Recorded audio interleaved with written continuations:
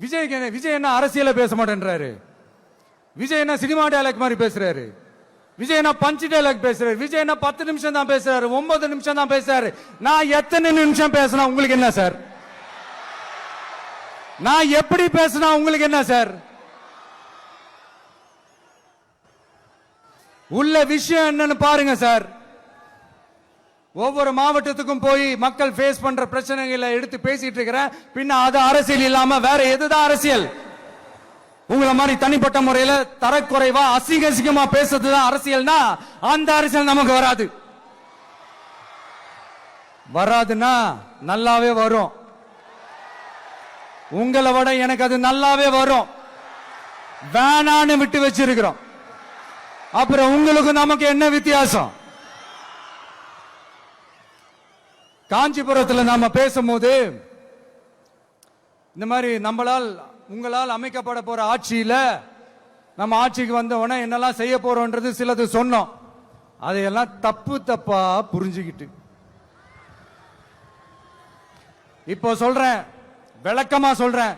நான் சலுகைகளுக்கு எதிரானவன் கிடையாது.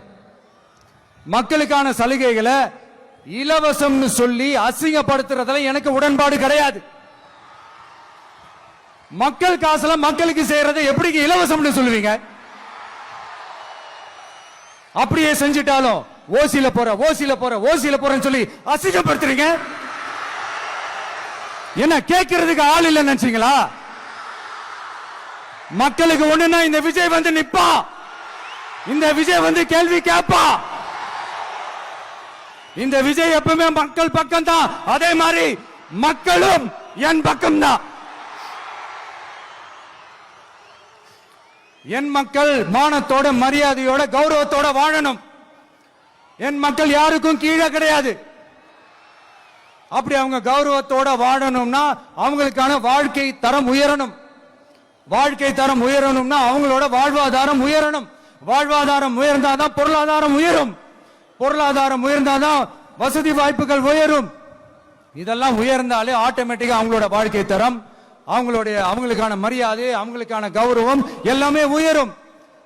இதுக்கான வழிகள், அந்த சூழல்களை அந்த கவர்மெண்ட் அமைச்சு கொடுக்கணும்.